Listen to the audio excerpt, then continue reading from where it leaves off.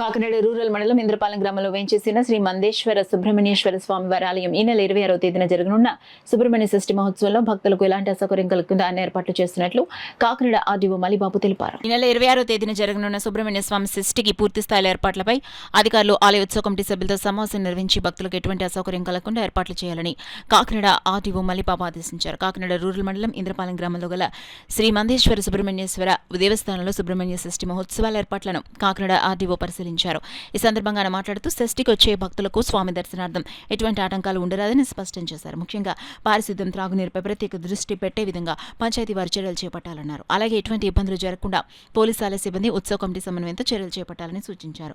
అనంతరం ఆలయ ఈవో జోగా సత్యనారాయణ ఉత్సవ కమిటీ సభ్యులు మాట్లాడుతూ ఉచిత దర్శనం ₹30, ₹50 ప్రత్యేక దర్శనం ఏర్పాట్లు చేసినట్లు తెలియజేశారు.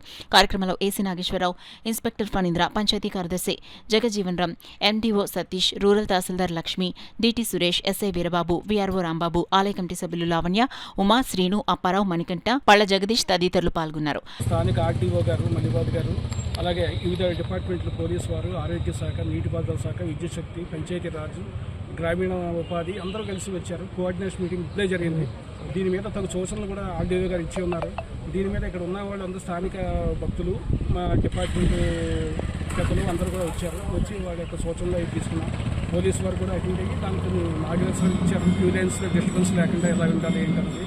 దీని మీద మళ్ళీ ఒక 2 రోజుల్లో మళ్ళీ మా కమిటీ మెంబర్లు, పోలీసు వారు కలిసి కూర్చొని ఆ క్యూ లైన్స్ కూడా ఎలా ఏర్పాటు చేయాలో, ఎలా ఉండాలి, భక్తులకి ఎవరికి అసౌకర్యం కలగకుండా ఏం చేయాలని దానికోసం కూడా మేము ఒకసారి చర్చించుకొని ఇప్పుడే దాని మీద నిర్ణయం తీసుకుంటున్నాం. క్యూ లైన్స్ కూడా ఏర్పాటు వీలవుతున్నాయి 2 రోజుల్లోని.